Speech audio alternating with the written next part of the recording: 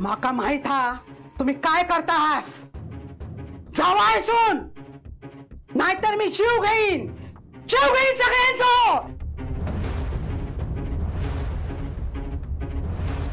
जावा म्हणताय ना, मी ओवाळून घ्यायचंय नाही. बघा भाऊजी, म्हणून सांगताय ह्या ओवाळून टाकूक वया. आई, तुम्हाला काहीही झालेलं नाहीये, पण एकदा ओवाळू देत ना. हसेल नसेल ते निघून जाईल. अहो तुम्हालाच आराम पडेल. मी काय तर बघीन. नको आराम मका. अहो तुम्ही तरी सांगा ना त्यांना. आईनी सांगितलंय म्हणजे नक्की बरं होणार. भाऊजी,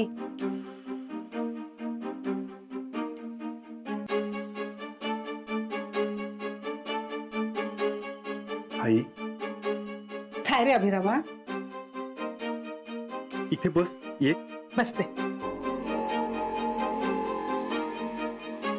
काय झाला? आई, त्यांना जे करायचंय ना ते करू दे. तुला काही नाही होणार. हा, त्यांच्या समाधानासाठी जे करायचंय ना ते करू दे त्यांना. या सगळ्या करून माका काय झाला ना तर मी तुमका सोडूच नाही. हा, अहो आई तुमची काळजी वाटते म्हणूनच सांगितलंय ना आईनी. हे एकदा ओवाळून घेऊ देत. बरं कर. यमुना,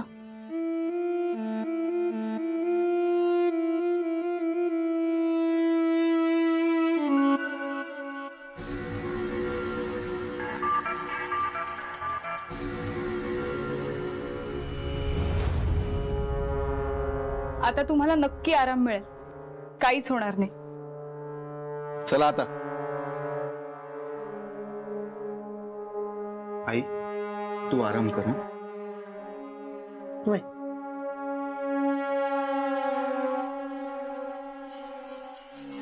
अर्चिस, आता तपास संपेपर्यंत तुम्हाला इथेच थांबावं लागेल ना? पूर्वा, मला प्रॉब्लेम इथे थांबण्याचा कधीच नव्हता, पण आता जे काही चाललंय ते अत्यंत डेंजरस आहे. कोणी मारलं असेल नेने काकांना? कळेल, सगळं कळेल. तो जो कोणी आहे तो असा लपून राहणार नाही. मी आहे ना, या घरावर कोणतेही संकट येऊ देणार नाहीये.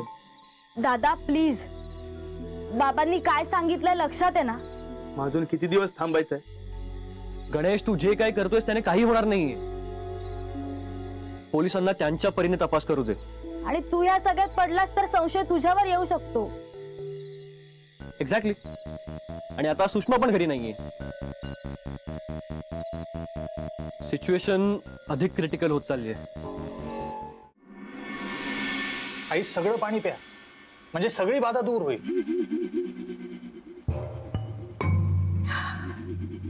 कसं वाटतंय आता? एकदम बरा वाटता रे. असं वाटता अंगातून काहीतरी बाहेर पडला आणि थेट सुसल्याच्या खोलीत गेला. बघ अभिराम, मी म्हटलं होतं ना, बाबांकडे रामबाण उपाय, सुख शांतीचा उत्तम मार्ग. रे बाबा. आई, हा, तू आराम कर आता. होय, मी जरा पडतय. हा, हो, अरे बापरे, आराम करा. होय.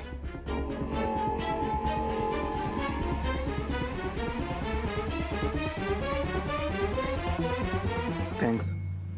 थँक्स का? मी तुझ्यासाठी एवढंही नाही करू शकत. तसं नाही रे. आईची खूप काळजी वाटते मला. इतके दिवस आम्हाला जे जमलं नाही ना ते तू आज करून दाखवलंस. मी फार काही वेगळं नाही केलं. अगर घी सीधी उंगली से नहीं निकलता है तो उंगली टेढ़ी करनी पड़ती है. मी फक्त समजावण्याचा एक वेगळा मार्ग निवडला. That's it.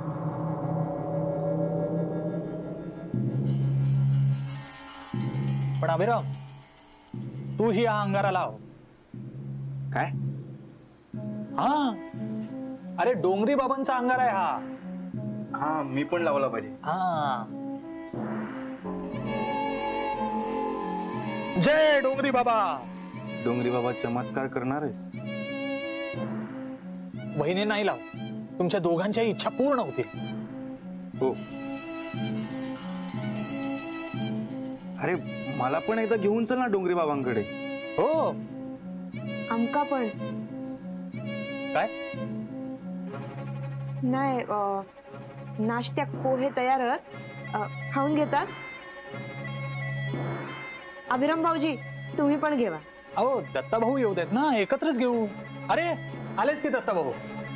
हो, हे विश्वासराव त्या बाबांकडे जाऊन इले हत, अंगारो घेऊन इले हत.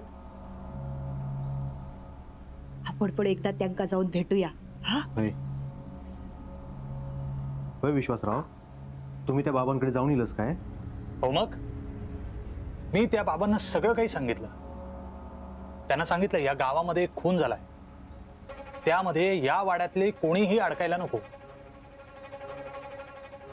आणि या घरातल्यांच्या ज्या काही इच्छा असतील त्या पूर्ण व्हायला हव्यात. मग त्यांनी अंगावर दिले नाही काय? अरे वा, ह्योच काय तो अंगारो? हो, आत्ताच आईंना लावला. आईंना असं वाटलं त्यांच्या अंगातून असं काहीतरी बाहेर निघालं आणि थेट सुषमाच्या खोलीत शिरलं. अभिरामने पण लावला. हो, आमका पण आणणार होतास ना अंगारो? आणलाय ना, पण तुमच्यासाठी बाबांनी वेगळा अंगारा दिलाय. हा बघा. हा,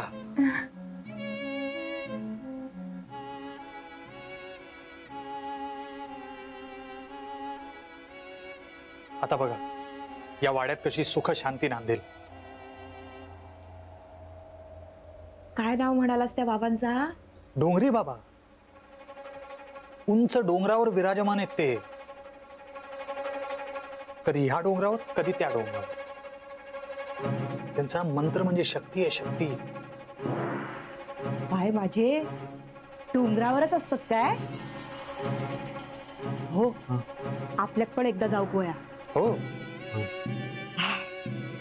जय डोंगरी बाबा. जय डोंगरी बाबा.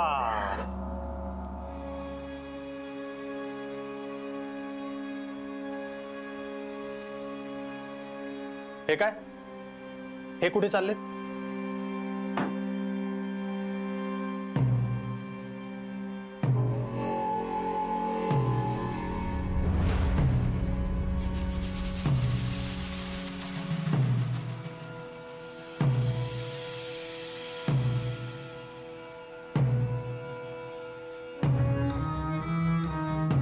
आम्ही मुंबईला चाललो.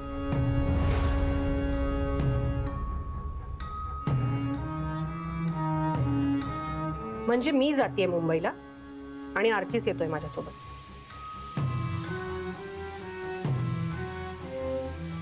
असं कसं तुम्ही मुंबईला जाऊ शकता बहीण?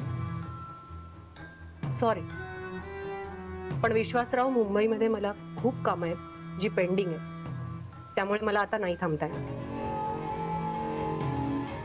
मला माहिती आहे आपलं त्याविषयी बोलणंही झालं, पण अजून काही दिवस प्लीज वहिनी, काही दिवस या प्रकरणाचा छडा लागू दे आणि मग तुम्ही मुंबईला जाऊ शकता.